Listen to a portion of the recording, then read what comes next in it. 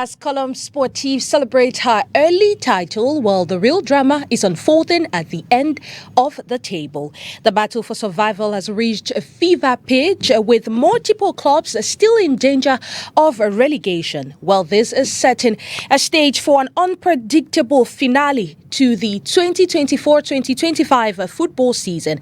In the midst of these chaos, make sure, La Presse refait le match will be bringing you guys all the updates. Ladies and gentlemen, welcome to a new program or a new episode of your favorite sports show, La Presse refait le match, right here on Spectrum Television.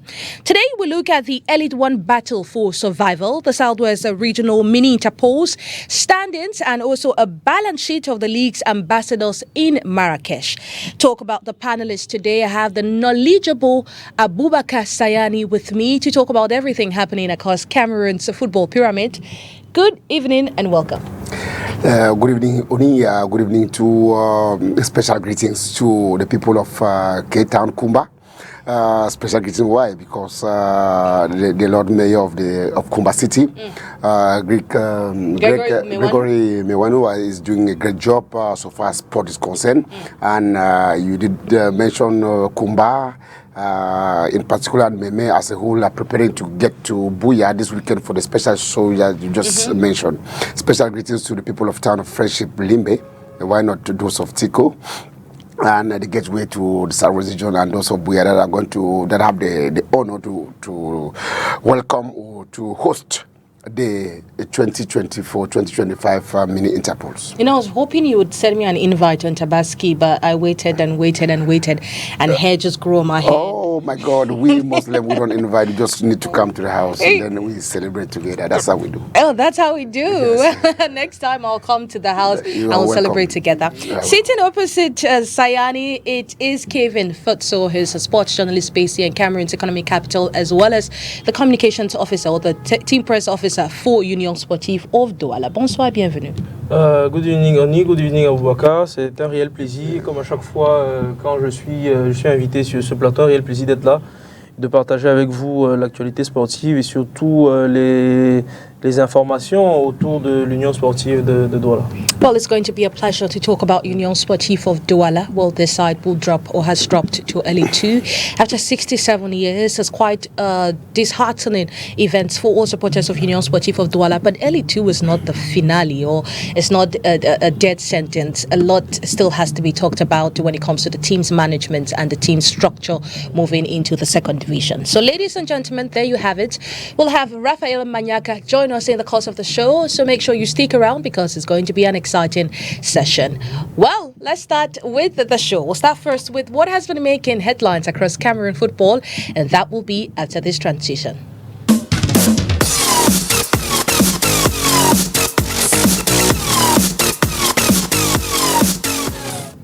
We'll start first with the Africa Week series. Florent Batum leaves Marrakesh with 1 goal in 2 appearances for the indomitable Lions of Cameroon during this FIFA break.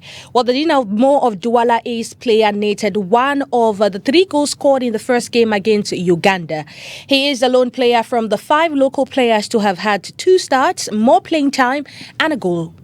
Fumo also got an opportunity to start in the first game and came as a substitute against Equatorial Guinea in the second game.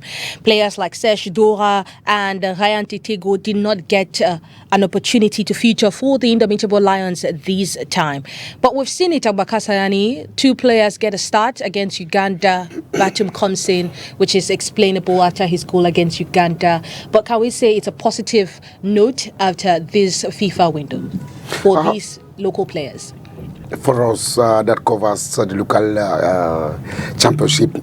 It's a great news for us because we're proud because the boys, our ambassadors, they did a very good job. You did mention the first game against Uganda, the first goal that was scored by Boyomo. It was through a set place, a free kick. There was an injury, a foul on Boris Fumu of AS Fortuna. That's where we got the free kick, and the free kick brought the goal. Batum, you didn't mention, scored the goal very well, and yesterday he played very well. Serge Dura played a few minutes into at the end of the game, the first game. It is good for us. This is what we have been asking. We that covers the local championship, we need the head coach to call these guys up and give them chance. Football is is all about confidence. You give them confidence. We see nobody was, for example, Batum was during the first phase of, for example, MTN League One was down. But since the arrival of coach Bilibi, it's a different Batum. A Batum that has scored 10 goals today with some assists. It's a different Batum today, and he gave him the chance. He made use of the chance. It's not every day that they score. Somebody scores a goal with the senior national team. Boris Fumu also, that had a very beautiful season last year. He's the master planner of AS Fortuna. This year he scored 11 goals last season. This time around he's already more than 11. This time around he has scored 11 with 3 assists, and he have given the team very, very important victories. He scored a lone goal against Cotton Sport of Garwa. He scored a lone goal against Canon Sportive of Yaoundé. Those are very important matches that he scored goals that are very important. And he's a very disciplined player.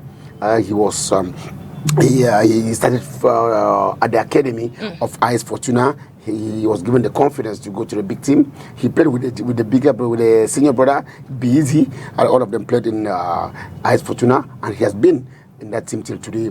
He's somebody that we need to encourage and watch. Serge Dura, he's playing for the first season in Elite One.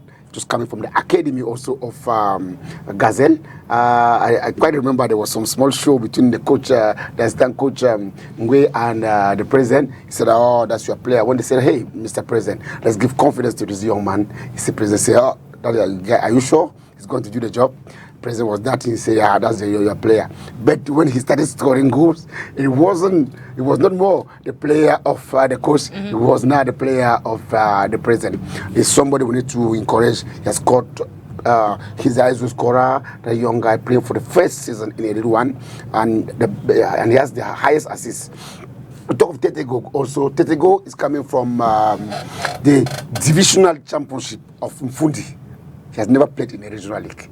He has never played in a regional league. He has never played in MTN Elite 2. He's just jumping from the regional divisional championship to Elite 1. And yes, when he arrived Victoria United, he got the confidence, and today he's the highest goal scorer of that team with many assists. Very, very dangerous. I mean, this is just to let you know that football is just confidence. We have had players in many teams like that, even in the Union Sportive Douala. I remember when they used to play the Easter Cup, they got many players from the academy, people like Nanju, all of them, they came from the academy of Union Sportive Douala to go up to the League One. And that's the same thing even we have in Cotton Sport of Garwa today. People like, at times today, Cotton Sport in the first 11, you have 7 players from the academy in the starting 11. So these guys, kudos to Mark Brice and his staff for the confidence they've given to the local players. We are proud of them, and we are not disappointed because the guys, one scoring, another one creates an opportunity that gave the goal. So we must be proud of these guys. If chances of this nature are given to them, they're going to do more better than that. Oh, they're going to do much more better than that. I mean, I just want to get some clarity on that. Serge Dora, I think he played last season as well with Gazelle Football Academy. No, he was with the junior team. He was with the junior team. He just went to the senior team this year. He's somebody that was playing because I think he was part of the playoffs. He was part of the playoffs. He featured in some few matches. Yes, just few matches. Yes, he was there, but just not that confident. You know, he wasn't a consistent starter for them. You know, with this, with most coaches today, they take these young guys, they bring them to the senior team. Once in a while. Just there, just to get the experience before giving them confidence. Il faut préciser également que Serge Dora, de formation, c'est un défenseur. Peut-être très peu de gens le savent. Et les qualités qu'il démontre tout au long de cette saison sont tout simplement incroyables. Moi, je vois c'est un avant-centre on a une équipe de gazelles qui évolue dans une configuration offensive avec 3 avançants et dont lui il joue fixe. Et des fois on le retrouve dans des schémas de jeu où il a 3 défenseurs autour de lui. Sauf que c'est un pour son âge et pour le temps le temps assez court qu'il a passé en division professionnelle, c'est un joueur qui montre beaucoup de maturité, beaucoup d'aise, une grande capacité à conserver la balle et à animer le jeu offensif de la gazelle. Je suis un peu triste pour lui parce que sur le match contre l'Ouganda, il aurait pu inscrire un but. Il était tout près d'ailleurs d'inscrire le 4e but contre l'Ouganda. Le gardien ougandais s'est quasiment blessé en allant chercher la balle, sur le poteau. Je crois que c'est un, c'est un joueur. Oui, il a été blessé, il a été remplacé. Voilà, c'est un joueur à suivre de près. Je suis sûr que dans le cadre du projet, le projet sportif que la Gazelle porte, qui vise à mettre en avant ce type de joueurs, je suis sûr qu'il n'aura pas du mal à trouver un club dans un championnat beaucoup plus épais, pourquoi pas en Europe. Okay, Kevin, I want to ask, the last time Cameroon had a player leave the Elite One Championship, integrate the national team and create an impact was Jerome Gombe during the FIFA World Cup when he offered that assist and Vincent Abubakar scored and gave us the 1-0 win over Brazil. Now, with these kind of improvements that we've seen from these players that have gone to Marrakesh, do you think it's going to boost the national team selector, Marc Brice, to maybe go in for more players to join the squad? Ouais, une chose est sûre, ce rassemblement, il y aura un avant et après ce rassemblement. Je crois que pour un entraîneur qui, jusqu'ici, parce que déjà, s'il y a une chose qu'on peut reprocher à Marc Brice, c'est sa faible présence dans le cadre de l'organisation du championnat local. On l'a presque, je crois, il ne s'est jamais présenté même dans un stade de football. On dit qu'il y a ses assistants ici aussi. Si, c'est ce qu'on dit, mais on connaît aussi la qualité des rapports qu'il a avec ses assistants. On sait que c'est pas beau fils. C'est comme si ça s'est bien arrangé, on a vu comment il causait. Oui, mais ça n'a pas toujours été le cas. On sait qu'il y a une situation qui reste tendue. La preuve, par exemple, à l'occasion de ce rassemblement, on a bien remarqué que Joachim Mununga, dont la présence est réclamée par Marc Brice sur le banc, était toujours dans les tribunes. Donc, ce n'est pas à cause de quelques photos qu'on va dire que tout est balayé d'un revers de la main. C'est vrai qu'en tant que sélectionneur national, il a des éléments sur lesquels il s'appuie pour essayer de suivre, mais il gagnerait à être lui aussi beaucoup plus présent. Ça contribuera forcément aussi à l'animation de notre championnat. Mais comme je le disais, je crois qu'il y a un avant ce rassemblement et un après, parce que c'est sûr qu'on a des joueurs, notamment des joueurs locaux, qui vont pousser Marc Brice à réfléchir sur la nécessité ou pas de convoquer quelques-uns d'entre eux. Maintenant, la spécificité, comme je le disais, ou si vous voulez, la particularité, c'est que ça avait vocation à être un rassemblement pour affûter les rodages. Sauf qu'on ne peut pas dire qu'on les a affûtés dans la mesure où une chose est certaine, on retrouvera très peu de joueurs qui ont évolué dans le cadre du match contre l'Ouganda et la Guinée équatoriale d'ici septembre. On retrouvera très peu d'entre eux. Par contre, des joueurs qui se sont illustrés, notamment des joueurs sur le plan local, à la faveur de ce rassemblement, je crois que ces joueurs auront la possibilité, quelques-uns d'entre eux en tout cas, d'être de nouveau convoqués. Et c'est la preuve de ce que il y a de la matière dans notre championnat. Moi, je suis quasiment persuadé que Marc Brice aurait convoqué un joueur comme Tetego. Tetego était là. Oui, Tetego était là. Je dis que moi, je suis quasiment sûr qu'il aurait convoqué un joueur comme Mbelek de l'Union Sportive. Le capitaine. Qu'il aurait eu satisfaction. Il y a de la matière dans notre jeu. Oui, tout à fait. Okay, well, let's take it over to another topic, like a referee brandishing red cards in the game. The Homologation and Disciplinary Commission came knocking at Young Sports Academy's doors. The team was issued a general forfeiture for failing to show up in their games against Gazelle Football Academy and Feu Vazu Elite. Details in this report. The voices are silent in Bamenda. Young Sport Academy has been shown the red card from top-tier football. Yosa, one of Cameroon's most passionate and resilient clubs, has suffered the ultimate blow, a general forfeiture that sends them tumbling 2 tiers down straight into the Northwest Regional League. The decision handed down by the Homologation and Disciplinary Committee of FECAFOOT comes after the club failed to show up for match day 22 and 23 against Gazelle Football Academy and Feu Vazu. According to Article 29B of the FECAFOOT Disciplinary Code, missing 2 matches without justification equals automatic relegation. This isn't just a relegation, it's a free fall a red card to a legacy. USA was not just a club, it was a movement. Founded in 2004 by the late young Francis Bobe, the academy gave raw talent from the Northwest a pipeline to professional football. They climbed the ranks quickly. Promoted to Elite 2 in 2008, and just a season later, they were battling it out in Elite 1. The team proved its mettle by winning the 2013 Cup of Cameroon, a fairy tale run that proved the boys from Bamenda could beat anyone on their day. And in 2024, they came within touching distance of the league title until disciplinary sanctions saw crucial points docked following fan unrest sparked by refereeing controversy. That season ended in heartbreak, but this is a devastation. On top of the relegation, club president Emma Mimba has been hit with a 10 million fine and a 5-year ban from all football-related activities in Cameroon. Yosa's name has now been scratched off the Elite 1 fixture list. They go down to where it all began.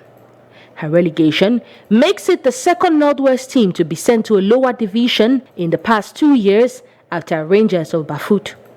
With this, only PWD is left to fly the colors of the Northwest in Cameroon's top flight. Well, there you have it. But that is, however, not the definite decision, as we've heard President Emma Mimba say they will appeal that decision. So we are waiting for the final decision or the conclusion to that, which we will be bringing in the days ahead. Always stay tuned to La Presse au Match on Spectrum Television. Well, we've had the man that would always, every time you come, he's around. There's so much light. It's Rafael Manyaka, publisher for Griff to Foot, a sports magazine. Always here, and should I say also the brain behind Tournoi de Légende. It's already holidays. It's going to be an exciting one. Bonsoir, bienvenue. Bonsoir ONI, bonsoir à tout le monde. Good afternoon to all the people, all the viewers of La Presse au Match. It's I wish everybody is okay. I thank God to be here this afternoon. Well, happy to have you, and everybody is definitely okay. Just that many of them did not get invite for Tabaski meet, but that's fine. They can do that next time, Well, now let's talk about the Southwest Mini Interpose. Well, the Southwest Mini Interpose promises drama, intensity, and football of the highest stakes. The road to the national stage begins this Saturday in Boya, and only the most prepared will survive. Let's get more details in this report. Hostilities resume in the Southwest region this Saturday as a much-anticipated Mini Interpose kick-off, signaling the start of the decisive phase of the regional championship. With promotion ambitions and bragging rights on the line, all eyes will be on the teams vying for the spot at the National Interpose and potentially a place in Elite 2. Group A leaders Elect Spo opened the competition with a mouth-watering clash against last season's semi-finalist Legend Football Academy. Led by their emblematic tactician Sango Emmanuel Ndubemboso, Elect Spo were one of the first teams to secure qualification, topping Group A with 23 points from 7 wins, 2 draws and a single defeat. On the other hand, Legend Football Academy had to grind it out until the final match day to punch their ticket to the Mini Interpose. The Meme-based outfit, making their second consecutive appearance at this stage, showed resilience during the group phase, finishing with 17 points from 4 wins, 5 draws and 1 loss. They will be hoping to go one better this time and reach the national stage. Here we have drawn some lessons. With such situations, it's for us to actually see our flaws from there and see how we can learn. This year, we have engaged in employing some few people to come and help us. We had to bring in a medical personnel to work on the health situation of our players. We brought in a nutritionist to also help following up the players' meal. It's very important. Last year, we realized that some players were not physically fit just because of what they ate the previous day. So that's why we brought in a nutritionist this time around to follow up the players. Boso is one of the coaches in the Southwest region where we actually respect a lot. But this is a game of football. Legend Football Academy have a cream of good coaches who are actually very, very ready to also make their name at the level of the Interpose, not just at the level of the Mini Interpose, right up to the level of the Interpose. And we also brought in Coach Carlos, who happened to have been at the elite level several times. His last team was Frontier Street, so they also know him very well to come and also help in the coaching domain. So, but actually the match is going to be a tough match, but at the end we believe that Legend will take the day. In the second fixture of the day, Talented Football Academy lock horns with Fako United in a duel between ambition and experience. Making their maiden appearance at this level, Talented FA were the season's breakout side, topping a competitive group that included heavyweights Power Club, Best Stars and Al Jazeera. Their fearless style and tactical discipline makes them a serious dark horse. Meanwhile, Fako United limped into their face after a shaky return leg, managing only one win in the second half of the campaign. They will need to dig deep into their experience and rely on their loyal supporters and squad depth to turn their fortunes around. If Fako United bring intrigue, Tico United brings pedigree. With only one defeat throughout the season, ironically at the hands of Fako United, the former elite side comes into the mini interpols full of confidence. Under the stewardship of coach Jomu Dominique, who boasts Interpol experience with bang bullets in the Northwest region, Tico United will fancy their chances against Boya City FC in what promises to be a tactical battle.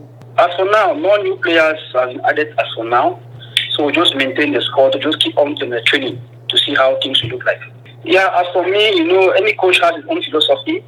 So as for me, I just put all my trust first onto Almighty God. You say whatever you do, put God first. So I just put God first and I work very hard, extremely hard, to see how I can break through this season. Tico United, they have the fans they are mature players.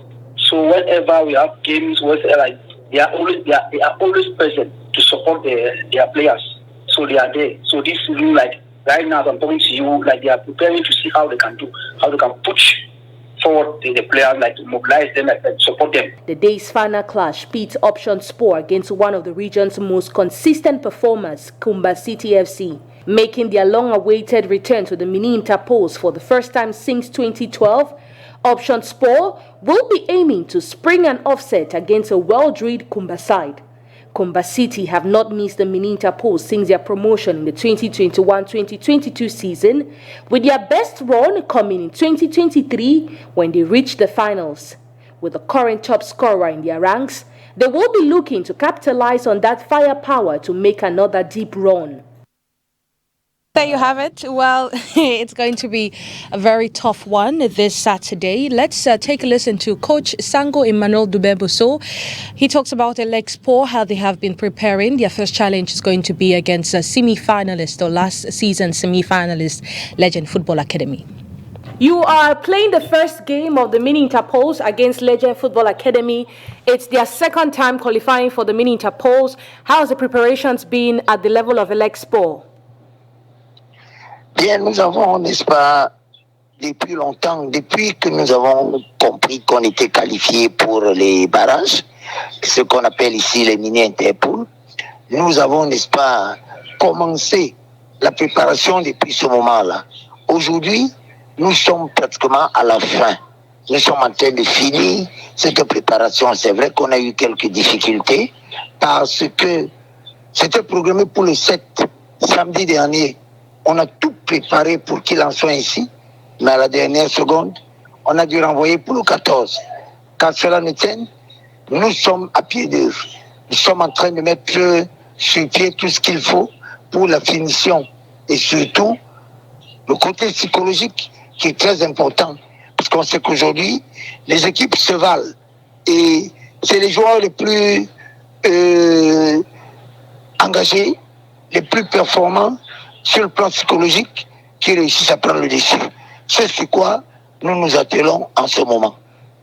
Ok, coach, votre adversaire, contrairement à vous, votre adversaire s'est qualifié à la dernière minute sur le dernier match et ils sont arrivés jusqu'à demi-finale pour les barrages l'année passée. Est-ce que ça change quelque chose? En réalité, non. Au contraire, nous avons beaucoup de respect pour eux parce qu'ils se sont beaucoup battus pour être aujourd'hui, n'est-ce pas, là où ils sont qualifiés. Et nous disons toujours que les adversaires, il faut les respecter et faire le maximum de ce qu'il faut sur le terrain. L'Export a perdu juste un match pendant toute la phase de poule. Est-ce que c'est un record que vous aimeriez garder jusqu'à la fin? Oui, bien sûr. On ne saurait avoir commencé pour baisser la garde en si bon chemin. On va tout faire pour maintenir le cap et pouvoir d'abord se qualifier pour les interpools. Et pendant qu'on sera donc aux interpools, on va réfléchir comment faire pour accéder en élite tout. Donc, je leur ai dit, ce ne serait pas la peine de venir à ce niveau si on n'était pas prêt à continuer.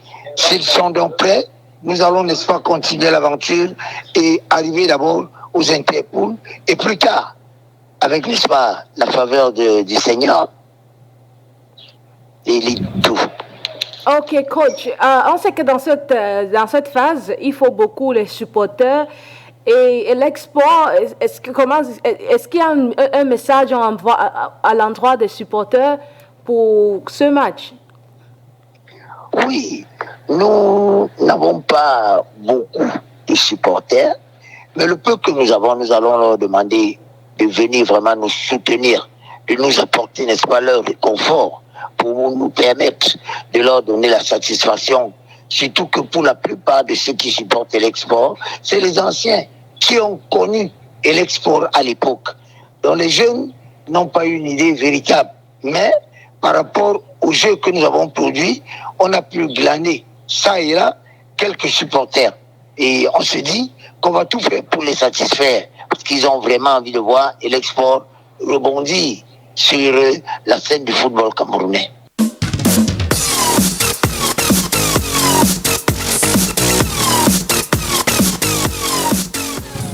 Well, there you have it. That's all for the Elite News. But just before we go, I just want to ask you, last season, the representative really didn't live up to the expectations, seeing how the previous winners had been with Victoria United and Isosa of Limbe. The mini interpolls is always unpredictable. I just want you to give me your predictions. What do you think is going to go through amongst the teams competing? Do you think it's going to be, is it easy? No, it's never easy.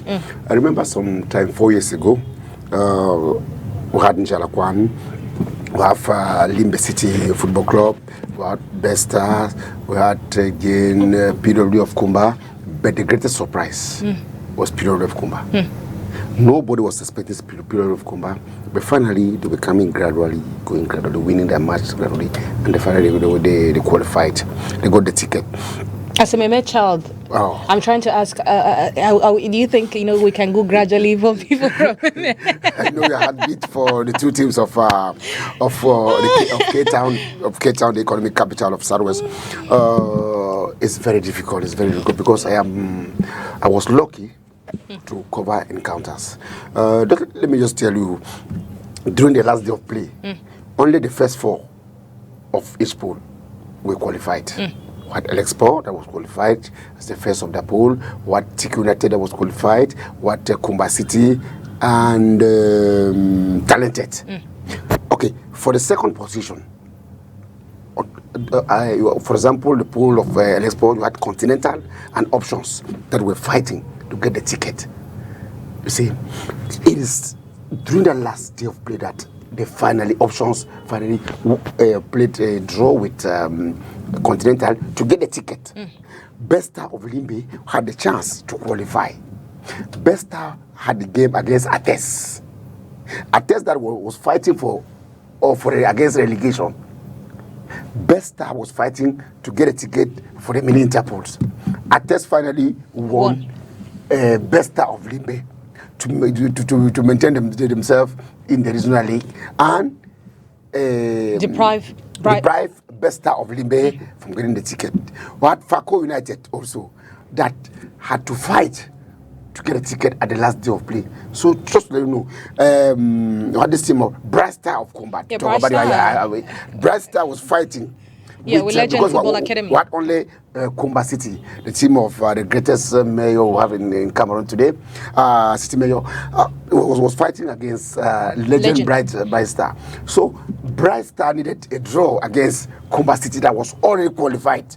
But to their greatest surprise, Kumba City didn't play a bad game. They came to the field, won the game as usual, and deprived Bright Star from qualifying. And on the other side, Legend of Kumba won the game and got the ticket.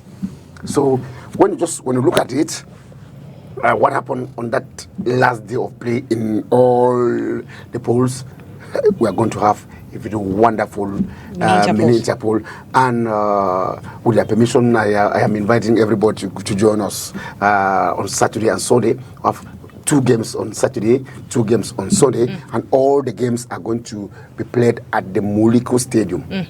All games are going to be played at Moliko Stadium. Just prepare yourself, give your gate fee, you come, you pay your ticket, you get to the stadium and enjoy football made in Southwest. It's going to be a great moment. As I told you earlier, Kumba, in particular, Meme as a whole, they're preparing to come. Limbe, in particular, all Edinao, Edouard Bateau, all them are preparing. Tiko, you know, they're also preparing. And Buya, they want to maintain the ticket because last year it was the team of Buya, it was Buya United. This time around, it's Buya City. Out of the 8, they have Buya City, they have Talented of Buya, and they have Fako United. So they're playing at home, and what they call, Fako United, they call them the Joko Boys. They come from Bukwango. So this is going to be a special moment. And all journalists, all media, men and women, and the accreditations are going to be open yes, not the day, days ahead, as from tomorrow. Okay. The guy in charge of the accreditations is called Ngong Ivo. Ngong Ivo, a journalist based in Tiko, he's the one in charge of the accreditations for the mini interpol. So as from tomorrow, the accreditations are going to be open. On Friday, the lists are going to be out for the journalists that are accredited for the mini interpols of Southwest Region 2024-2025. Come and see. Go and tell. Go and tell. Okay. Manyaka, I have 2 minutes for us to move on to the next topic. Sango Emmanuel Dubeboso. Last season he saved Union Sportif from relegation. A season before that, he helped Football Club of Baham win the Cameroon Cup. His pedigree is undoubted when it comes to Cameroon football, but looking at how it is, how far can he go? Because at the regional level, it's something else. It's where teams come out to show all their strength. How far do you see Elexport going right up to the end in this competition? Oui, je pense que aujourd'hui Emmanuel Doumbé-Bosso a quand même roulé déjà sa bourse dans le championnat. Il sait comment se comporter avec les équipes dominantes, comment se comporter avec les équipes moins dominantes. Aujourd'hui, il a fait le pari d'être l'entraîneur d'une équipe de régionale. Je pense que c'était quand même un gros pari aller rejoindre cette équipe-là dans le sud-ouest. Mais je pense qu'on lui a donné les clés, comme on dit souvent. Today, Emmanuel Doumbé-Bosso have the key of the project because he's the coach. He have the player, he build a team. Donc, j'estime qu'aujourd'hui, quand même, il arrive au moment le plus décisif de la saison, c'est-à-dire il va falloir être présent après la phase de poule. Maintenant, ça va être les éliminatoires, il va falloir être très fort. Maintenant, c'est comme on dit chez les Français, qui perd est éliminé. Donc, il va falloir être très sérieux dans cette compétition. Mais je pense que Doumbé-Bosso connaît un peu la difficulté. Vous avez parlé quand même d'être avec Fouvou. Lorsqu'il gagne la Coupe du Cameroun avec Fouvou, il n'a pas forcément la meilleure équipe, mais il arrive jusqu'en finale, il arrive à gagner. Ça veut dire que c'est un entraîneur quand même qui sait tirer le meilleur de ses joueurs dans les moments les plus difficiles. C'était pareil avec l'Union Sportive de Douala, qui l'année passée était en difficulté. Lorsque Doumbé-Bosso est arrivé, il a réussi à maintenir l'équipe en terminant quand même deuxième ou premier des play-off down. C'était deuxième. Voilà. Donc aujourd'hui, il avait Elexport, c'est une équipe de projet. Forcément, peut-être que le projet n'est pas toujours d'accéder directement en élite, mais c'est de pouvoir bâtir quelque chose, faire un nom, parce qu'il arrive quand même dans une région où quand même il y a de grosses équipes, il faut le dire. On ne le dit pas assez quand même dans la région du sud-ouest. Il y a de grosses équipes, entre les équipes qui sont sous forme d'académie, qui préparent chaque année le championnat régional comme un championnat d'élite, parce qu'il faut le dire, dans ce championnat-là, il y a beaucoup de clubs. Le niveau entre les équipes qui jouent ce championnat n'est pas vraiment grand. Ça se joue à petit peu. Quand on voit Ishocha qui est monté en élite, Toki année après année, toujours en train de bagarrer pour obtenir cette place en Elite One. Vous avez Victoria qui a réussi à faire le step jusqu'en première division. Ça montre quand même que dans cette région-là, il y a du talent, il y a du niveau. Il manque juste peut-être d'avoir, comme on dit souvent, la chance du champion. Je pense que cette dernière saison, Doumbé Bosso a quand même montré beaucoup de garanties qui peuvent nous permettre de dire que attention à l'Esport parce que aujourd'hui, la star de l'Esport, c'est Doumbé Bosso. Quand vous parlez de l'Esport aujourd'hui, c'est Doumbé Bosso qui est le premier visage que vous voyez. Donc, il faut faire très attention avec ce genre d'entraîneurs-là qui connaissent quand même la difficulté du championnat, la difficulté du Cameroun, parce qu'il a entraîné partout dans le Cameroun. Donc, aujourd'hui, s'il réussit à amener cette équipe jusqu'au barrage, ça va encore être un gros plus dans son CV. Okay, no. Just 1 minute. As quickly as possible. No, yes. We're talking about the coaches. I just want to mention some coaches.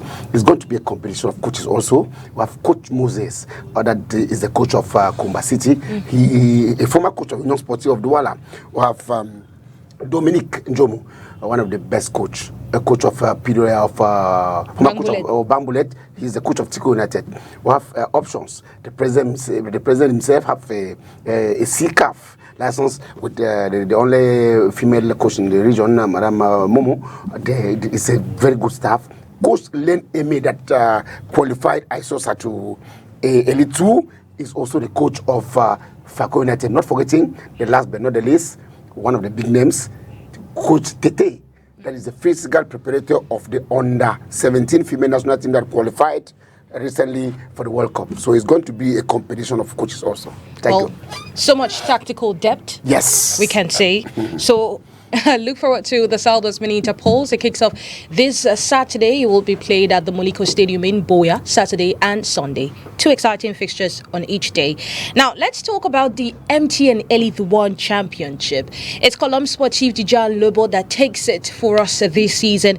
Well, they have hit the 60-point mark after defeating defending champions Victoria United by 3-0. We saw Patrick Victor Hanzogo come up the bench and score the second goal. Same for Luke B-Day after Brice Sinjo had put the team ahead in the first half of the game. Well, let's get more details in this report. Colombe Sportif Dijan Lobo delivered a commanding performance to dismantle a toothless Victoria United side 3-0 and officially clinch their first ever Elite One title with games to spare. Goals from Brice Sinjo, Super Sub Patrick Hanzogo and lead entrant Luc Bidé sealed the victory in front of an electrified Ngwaikele crowd. The encounter was largely one-sided, with Colombe dictating the tempo and intensity from kickoff. The south-based side fired 11 shots, 3 of which were on target, while Victoria United managed a paltry 5 attempts, only one troubling goalkeeper for. Colombe's pressing game saw them frequently catch Victoria's backline off guard, resulting in a staggering 8 offside calls compared to just 2 for the visitors. Brice Sinjo opened the scoring in the 20th minute, capitalizing on a defensive lapse to slot home calmly.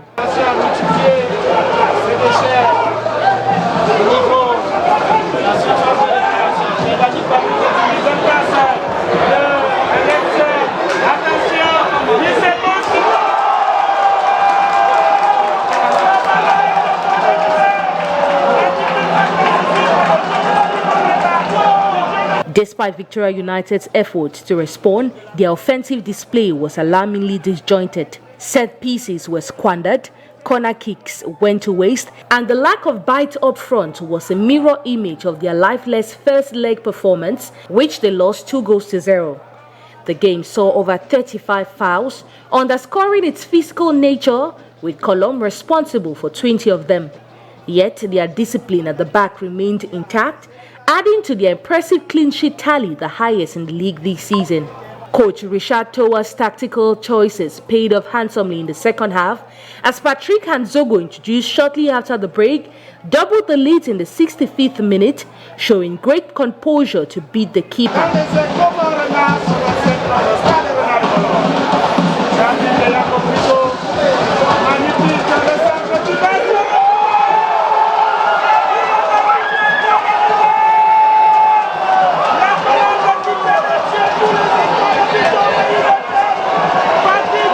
Luc Bidet then iced the cake in the 87th minute, scoring just moments after being subbed on, a textbook example of Colombe's depth and bench strength.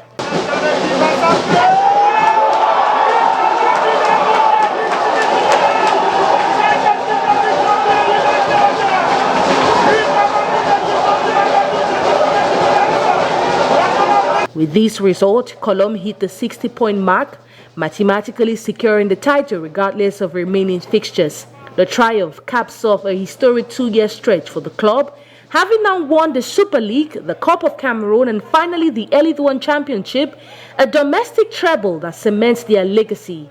Colombe's dominance this season has been nothing short of remarkable, with only one loss across 27 match days. Their blend of tactical discipline, squad depth and sharp finishing now sets a new benchmark in Cameroon football. There you have it. Let's listen to Coach David Ngambe of Victoria United and Richard Toa of Colombe Sportif Dijan Lobo. Nous, on a toujours cru à ce qu'on fait, malgré les difficultés qu'on peut avoir. On croit au travail qu'on fait, on croit au talent qu'on a. Aujourd'hui, c'est un jour où on peut se réjouir d'avoir accompli notre mission, qui est celle d'être champion du Cameroun. Je crois qu'on l'a fait. On peut se féliciter de ce travail qui est fait depuis 2 ans. En 2 ans, on a un triplé. On a la Coupe du Cameroun, on a la Super Coupe. Aujourd'hui, on est champion du Cameroun. Je crois que c'est la continuité d'un travail qui est fait avec un projet auquel on est en train de tout faire, n'est-ce pas, pour qu'il aboutisse à un très bon résultat.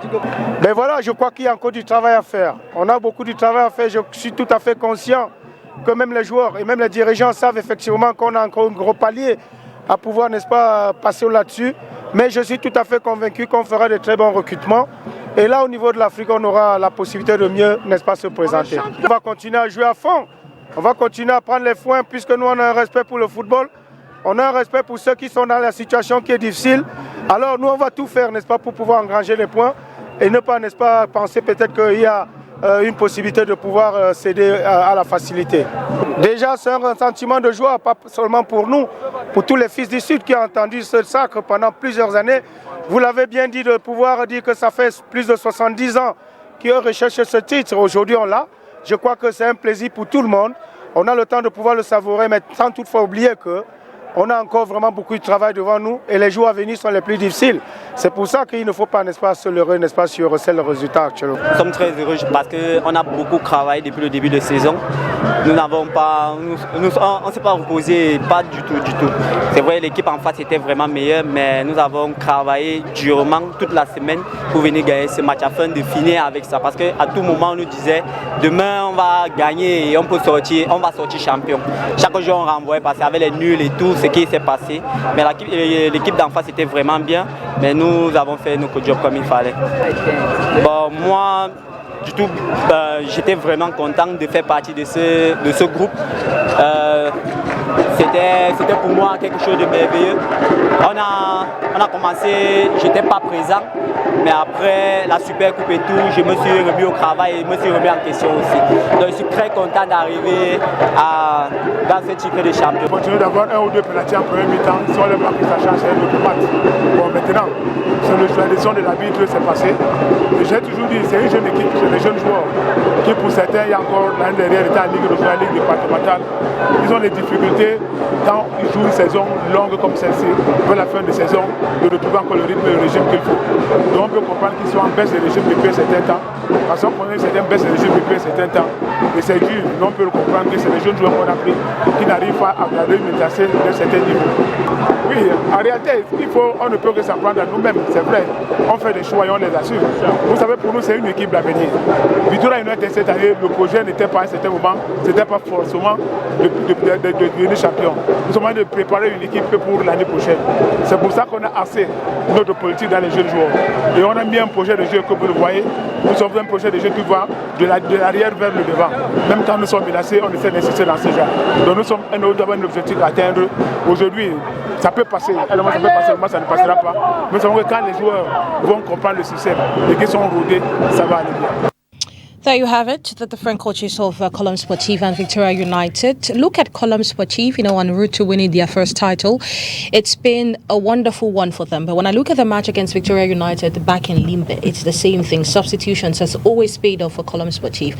Does that explain how much depth they have on their technical bench of the players that they recruited or the recruitment they made before the start of the season? Yes, you were just discussing off Mike, me and Raphael. They have a very good bench. When the players, I didn't mention also when we were talking of Mike, they've scored 80% of their goals during the second segment of the game. Players coming from, I remember the game that caused the departure of Coach Agbo from Bamutos. Yes. That was the match against Bamutos. That was at the Annex Stadium of Amadou Ahidjo Stadium of Yaoundé. Bamutos were leading by 1-0. And Bamutos was playing 11 against 10. Immediately they got another red card also. They were 10-10. Richard Towa and his colleagues brought in Eyango and Sinjo. Eyango, Sinjo scored the first goal. Sinjo gave the assist to Eyango to score the second goal. They brought the 2 goals. Most of the games are always Sinjo coming from the bench. Before he's now starting the games. Sinjo, for the past matches, let's say for the first 8 matches of Sinjo that he started, that he came from the bench, he scored at least 5 goals in 5 different games that gave a victory to his team. We have this guy was at times Bide that used to start. This time around, Sinjo has taken the place, the first choice. Bide is on the bench. Bide also always come from the bench also and score. They have a very good bench. 80% of their goals comes in the second half. If you can score them in the first half, okay, 2 goals maybe. But if you don't score in the first half, wait to consider goals in the second half.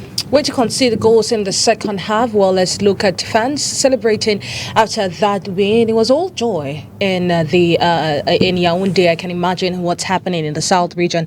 Let's take a look at that.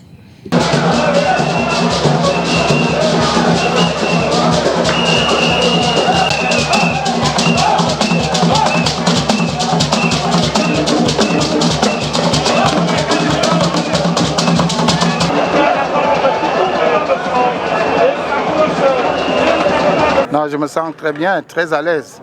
C'est ce qui est un meilleur résultat.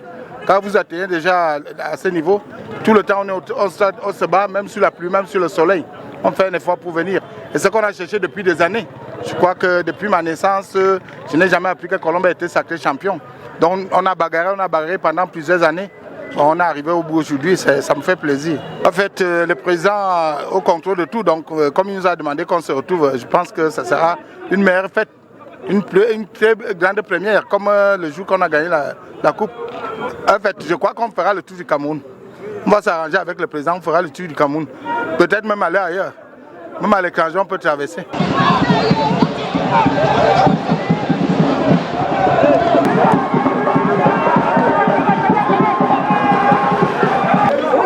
Vous savez, on a bataillé plusieurs saisons où on joue toujours le maintien. Mais la consécration de cette année n'est qu'un travail de longue haleine. Je suis un supporter heureux, satisfait. Je rends d'abord grâce à Dieu pour ce qui nous est arrivé cette saison. Vous savez, la Colombe a décidé de s'arrimer au professionnalisme. Et vous-même, vous êtes au courant de comment est-ce que la gestion de l'équipe se passe. Le staff administratif à sa tête, le docteur Ndoko et Diane, a tout mis en œuvre.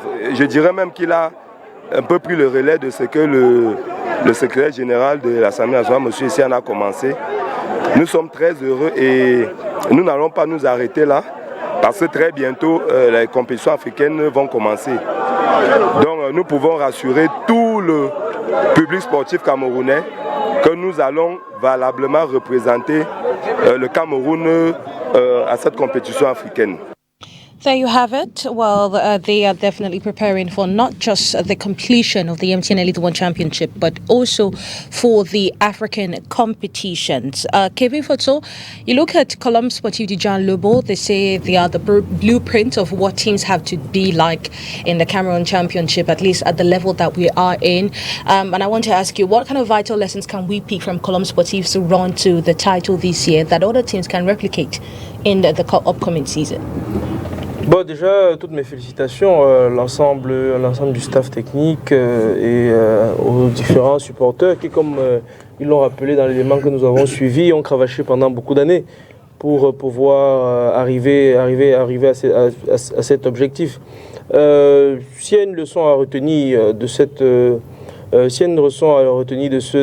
sacre, c'est d'abord la témérité et la passion de ces supporters qui sont très nombreux. On sait que c'est un club originaire du Sud, mais en réalité, les supporters de la Colombe aujourd'hui se recrutent un peu partout. Quand vous faites le tour du Cameroun, dans tous les stades, même jusqu'au nord, il y a toujours une forte communauté de supporters de la Colombe sportive du Sud. Et souhaiter que ça se pérennise.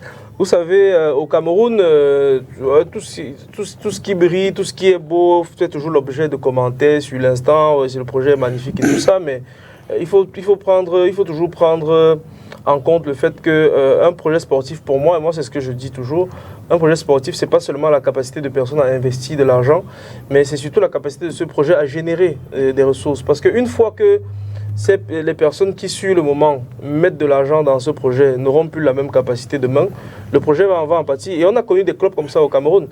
On parlera de l'Union tout à l'heure, et ça fait aussi partie de l'histoire de l'Union sportive de Douala. On a connu des clubs où pendant une période de leur existence, il y avait des gens qui étaient prêts à financer, à mettre de l'argent.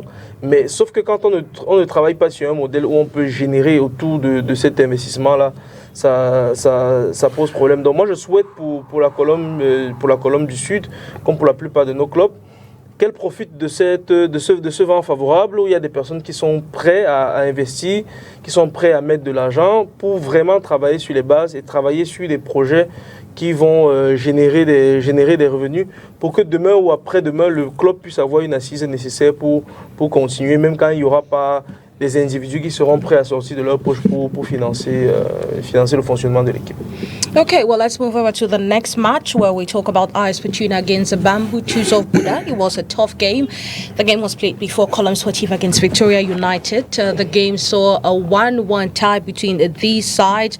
A brave save from Michael Fansu that made over 8 saves to keep AS Fortuna in the game. AS Fortuna opened scores with Bamboo Chiefs of Buda leveling just before the end of the game to see them share spoils. Well, the game, as I said, was definitely a tight one. And let's take a listen to the different coaches of this side as they tell us what they think after that game.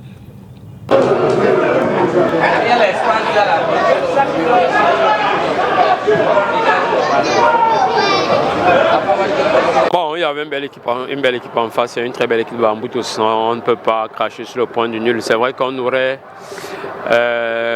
aimé gagner le match, mais il faut dire que notre adversaire en voulait également. On est en fin de saison, les organismes commencent à relâcher et il faut le constater. Ce sont les joueurs qui sont sollicités. Toutefois, je crois qu'on ne va pas cracher sur le point du nul, on va continuer de travailler. Il y a encore 3 mois devant nous, je pense qu'on va continuer. À défaut de gagner, il ne faut pas perdre. Donc, on aurait bien voulu prendre les 3 points, malheureusement on rentre quand même avec 1 point. Je pense que la bataille pour le maintien continue. Non, on vous dit qu'il ne nous a pas manqué aujourd'hui, c'est ne pas être honnête, je crois qu'il nous a manqué. On espère qu'on l'aura dans la prochaine journée. On ne peut que dire félicitations à l'adversaire, je pense que c'était un beau match qui s'est allé de bout en bout à la première manche. On aurait pu faire le break, malheureusement on ne l'a pas fait, et même en seconde manche avec les barres transversales et autres. Donc on ne peut que féliciter les gamins pour continuer de travailler, le combat reste entier et on va continuer. Ça ne nous arrange pas parce qu'on venait beaucoup plus dans l'optique d'une victoire.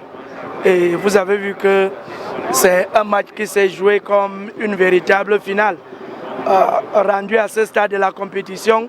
Et je vous l'ai dit des semaines bien avant, on essaie un peu de regarder les confrontations en aller et retour.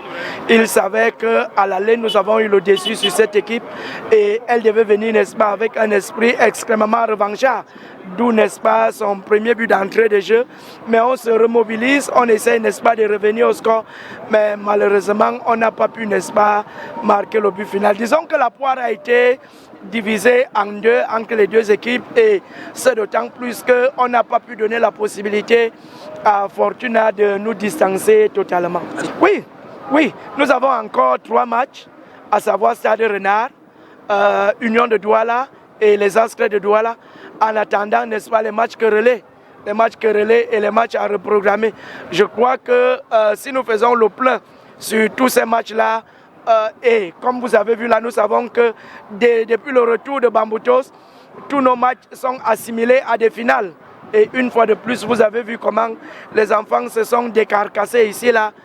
Les autres matchs vont se jouer, n'est-ce pas, avec le même engouement dans l'optique, n'est-ce pas, de laisser le fils unique en première division. Well, there you have it. Asa Solomon scored for AS Fortuna. Steve Foucault came back and equalized for Bambutus of Buda. I mean, after that game, Rafael Manyaka, we hear Anise Bagafue has been shifted to another post. Suleimanu Abubakar is now the head coach of Bambutus of Buda. 3 days to the end of the championship.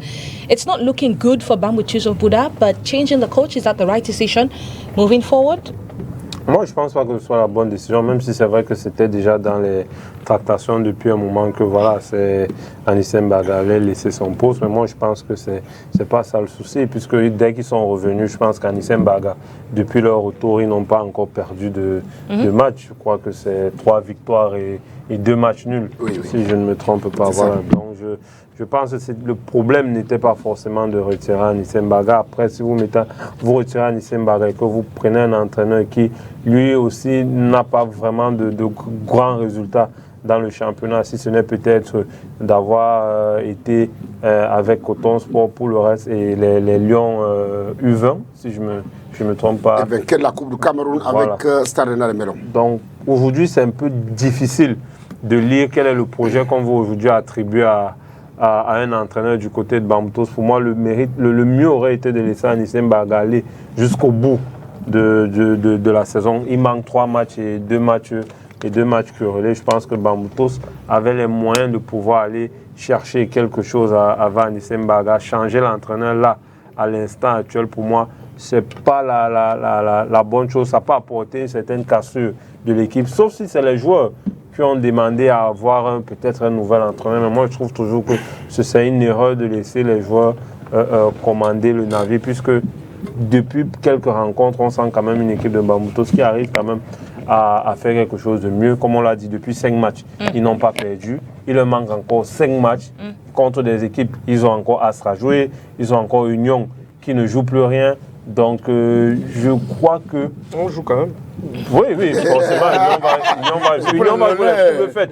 Parce que Union Bamboutos reste quand même Union Bamboutos, donc ils vont vouloir jouer les troubles faits pour l'équipe. Mais je crois que prendre Aboubakar sur cette fin de saison, moi je me souviens l'année dernière quand UMS prend aussi Aboubakar pour jouer les playoffs down.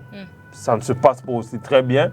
Donc, c'est difficile pour moi aujourd'hui de pouvoir regarder. Je ne suis pas sûr que même après la saison, Bamboutos gardera le même Souleymane Aboubakar pour la saison d'après. Parce qu'il y a aussi la Coupe du Cameroun qu'il faudra jouer contre New Steel de Bameka en 32e, qui, eux, viennent de louper de peu la place de barrage dans la région de l'Ouest. Ça va aussi être encore un gros derby entre 2 équipes venant de la même région. Donc pour moi, ça risque d'être difficile parce que quelle que soit la réalité de la fin de saison, Bamboutos va devoir construire. Est-ce que la construction de cette équipe-là pour la saison prochaine, ce sera fait avec Souleymane Aboubakar? Je doute quand même de cette hypothèse-là. Well, we're going to see how far they can go because their first match under Souleymane Aboubakar is going to be this Thursday, a delay match against PWD of Bamenda. We'll start first with that and see how far they can push the buttons and save themselves from relegation.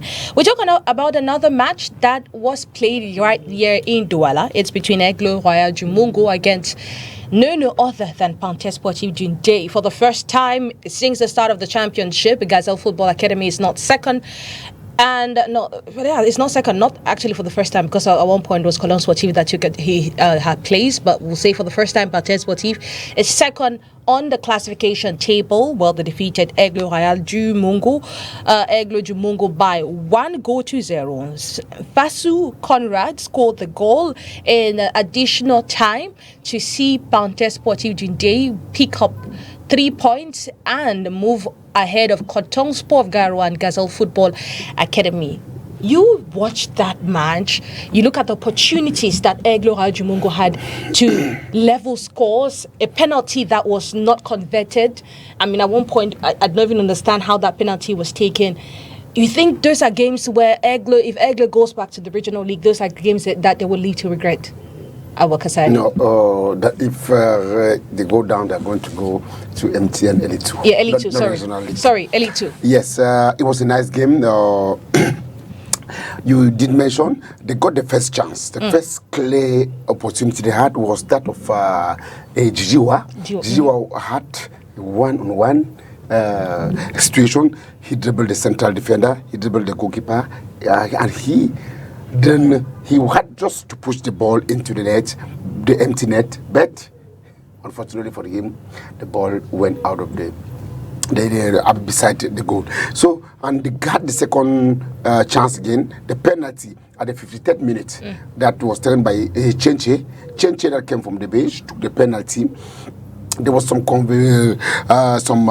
discussion or some argument about it because this guy Bibom took the penalty, but they told him, hey, Chenche is the specialist so far as penalties are concerned in that team. So he took the penalty and he squandered that chance.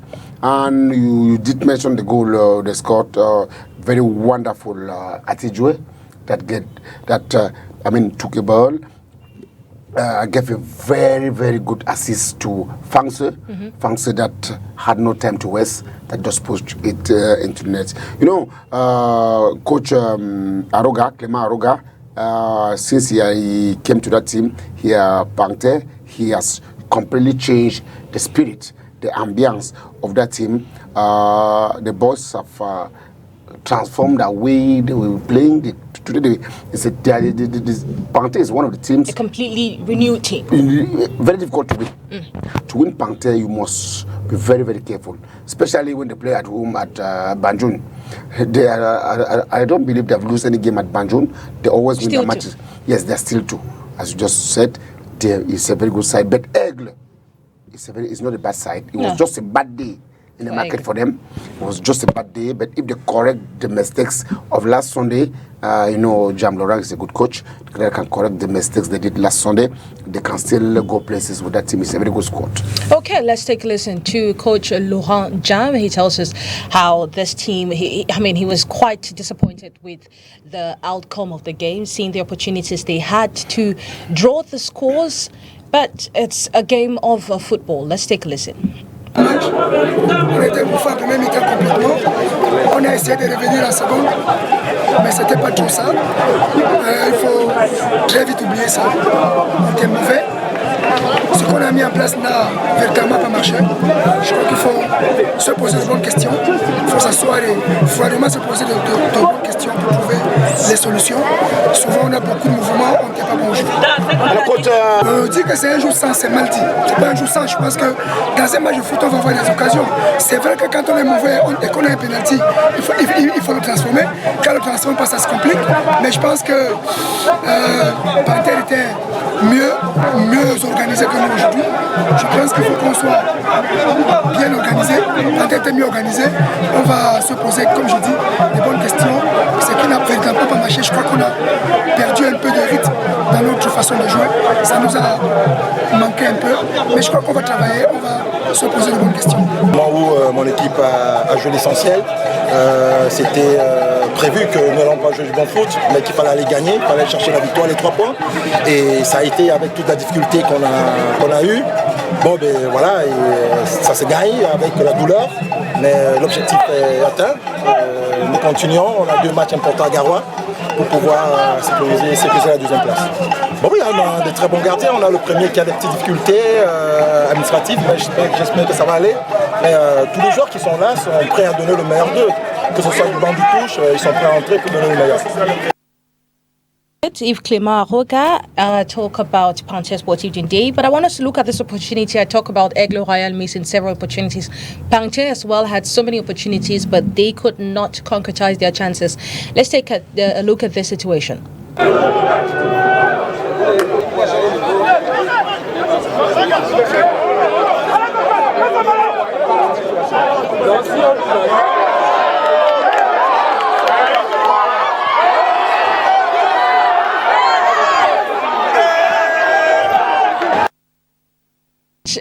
Instances, Manyaka, I mean, so they had so many of them because the pressure came from that flank, and they had so many of such chances that they could not, make good use of.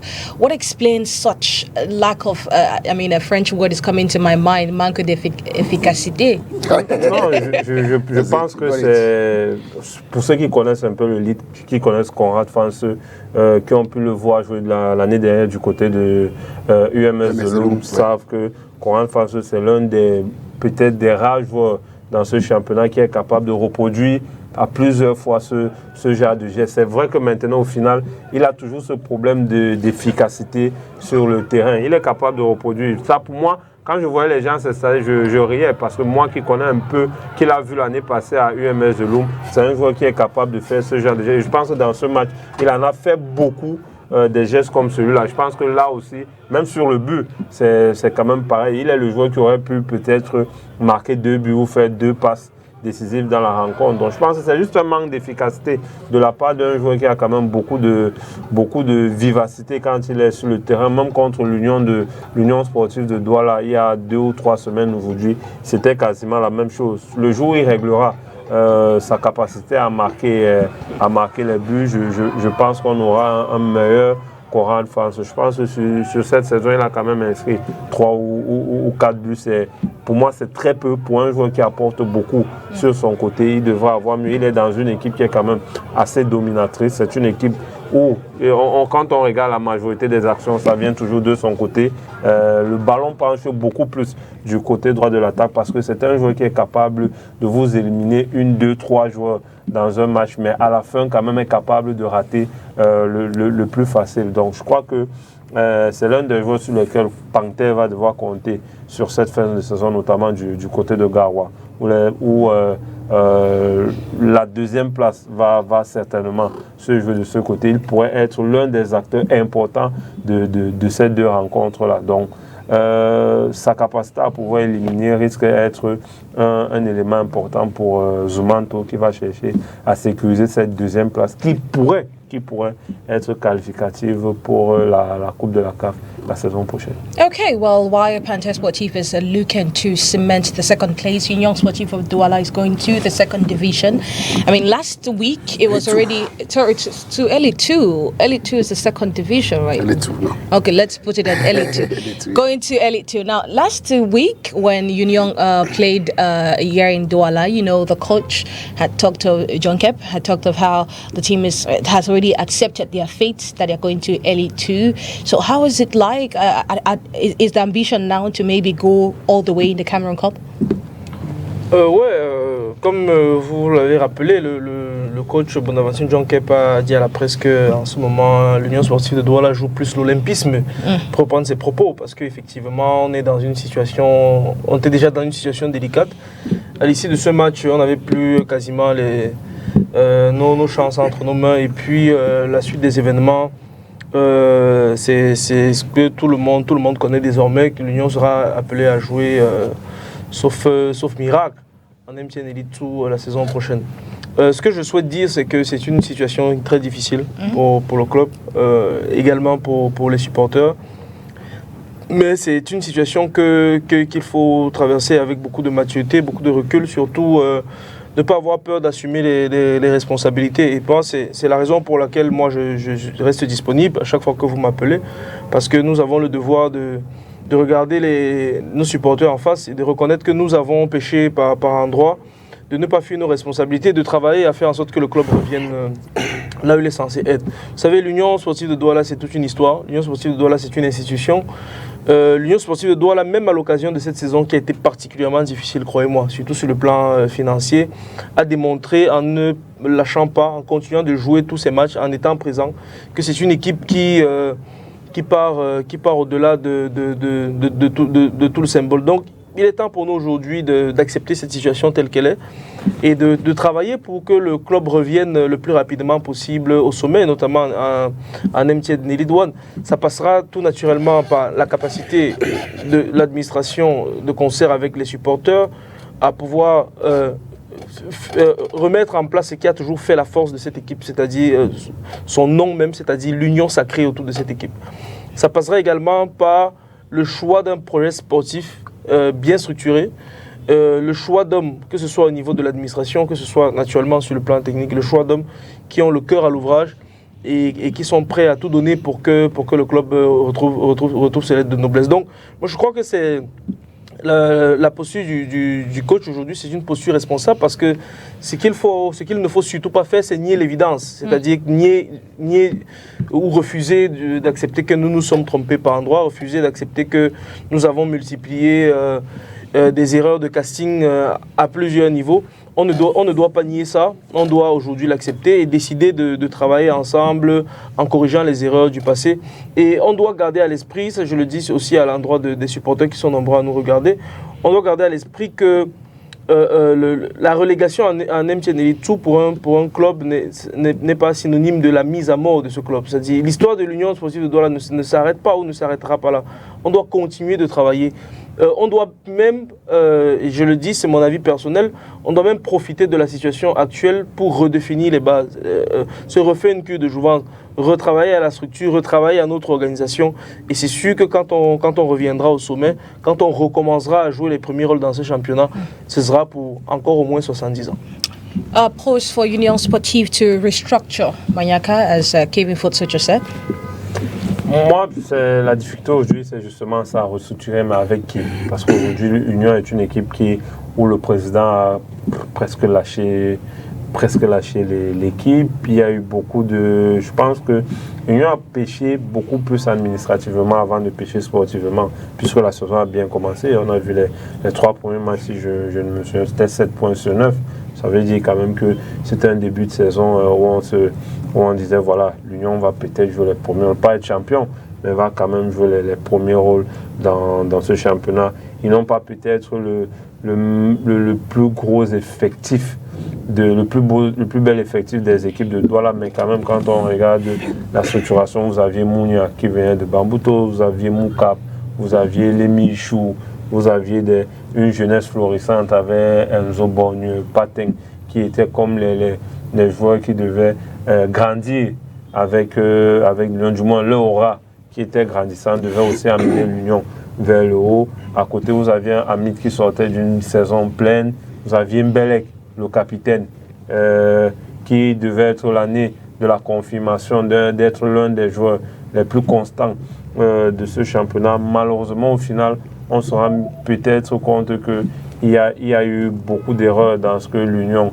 a voulu faire, peut-être déjà dans le choix de l'entraîneur dès le début, qui n'a pas toujours convaincu les joueurs pour avoir discuté avec eux, n'ont jamais été très très rassurés par rapport à ce que l'entraîneur donnait à l'entraînement. Donc il y a déjà ça. Après, administrativement, comme je l'ai dit, là où les problèmes ont commencé, on se souvient avec monsieur Tamzé, déjà avec l'histoire avec Pateng, que lui il veut des joueurs qui sont taillés comme à l'académie, c'est-à-dire toujours une coiffure polissée.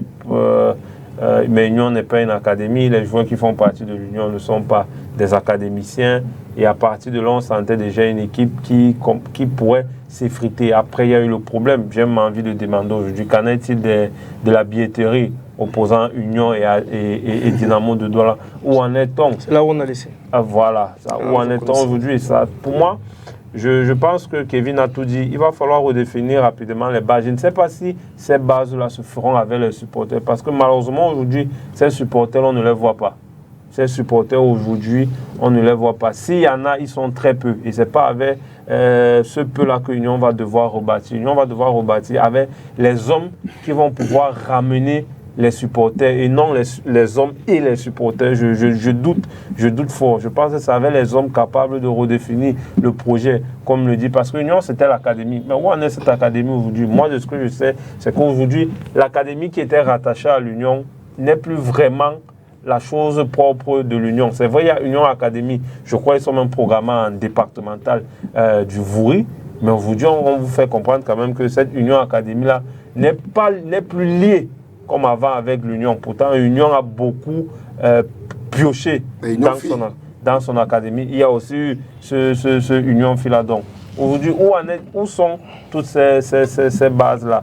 Donc, je pense que, comme Kevin l'a dit, aujourd'hui, ce n'est pas mauvais. Vous savez, il y a beaucoup d'équipes qui ont fait beaucoup d'années en division, que ce soit en Afrique ou bien ailleurs, mais qui sont redescendues. Mais c'est la capacité de pouvoir remonter et comment remonter. Parce qu'il y a beaucoup d'équipes qui réussissent à remonter, mais qui rechutent encore. Donc, il ne faudrait pas que l'Union remonte et fasse le haut, l'ascenseur, mais aussi pouvoir rester à l'intérieur. On se souvient qu'aujourd'hui, TKC a même déjà fait de l'élite tout sa maison. Dynamo, à un certain moment, avait fait de l'élite tout sa maison. Victoria United a fait longtemps en deuxième division, en région même. Oui. Donc, il faut faire aussi, c'est ça, faire très attention à l'Union sportive de Douala. Parce qu'on parle de reconstruction, mais il faut avoir les bases aujourd'hui pour pouvoir reconstruire et de ne pas plutôt descendre. Moi, c'est la crainte que j'ai pour l'Union de Douala, c'est de voir cette équipe-là plutôt sombrer au lieu de se maintenir dans un cap. Parce que ça se joue en Elite 2. Talk about Elite 2, well, it's the playoffs. It starts this Thursday in Douala. We have 2 games programmed at Mapilipe and other games in Bonamoussaji. And the playdown will start over the weekend. Let's take a look at the program for the playoffs. Aigle de la Menwa will kick promotion back into Elite 1 with the high-stakes showdown against Atlantique de Kribi. Both sides finished 4th in their respective groups during the regular phase and are now eager to hit the ground running by bagging all 3 points in their opening fixture. Backed by experience from last season's Elite 1 playdown battles, El Pacha enters this campaign as one of the favorites. Their pedigree in knockout-style competitions gives them an edge heading into this crucial clash. However, Atlantique de Kribi are no pushovers. Their qualification for this stage in what is their debut Elite 2 playoff appearance speaks volumes about their quality and hunger. The matchup is set to take place at the Bonamoussaji Stadium, promising fireworks as both sides jostle for early momentum. Still at this Douala 5 edifice, Avion Academy will lock horns with Baphomet United in what promises to be a tightly contested affair. The Douala-based outfit, who only suffered 3 defeats in the group phase, face a stern test against coach Anumewa Franklin's resilient Baphomet side. Baphomet United are no strangers to this stage, having reached the early 2 playoffs for a 2nd consecutive year. Their consistency and tactical discipline make them a serious contender, setting the stage for a thrilling encounter under the Douala sun. Meanwhile, at the Bapilipe Stadium, a Dingspor will go toe-to-toe with Ngokutunja Football Academy, while Tone Kalara Club kicks off their title playoff campaign against Unisport du Onkam. With promotion and prestige on the line, each side knows there's no room for error as the playoff drama unfolds across venues. The playdown will take place in Yaoundé. Taking place in Yaoundé quickly, AS5 of Yaoundé will play Union Sportive de Bombang. FC Yaoundé 2 will play Racing of Bafoussam. Fofu de Baham will play Ice of Hope's Academy, while Apajes Dunfu is exempted from this match day. That's the schedule for the playoff up and the playoff down in the MTN Elite Championship. Ladies and gentlemen, no, it's just gentlemen and lady. So it's time for us to call it quits right there on La Presse for the match. Thank you everyone for coming. Have a wonderful night. Have a wonderful time. See you same time, same station. Only on La Presse refait le match on STV. Rendezvous, Moliko Stadium. Legend and Elexpo.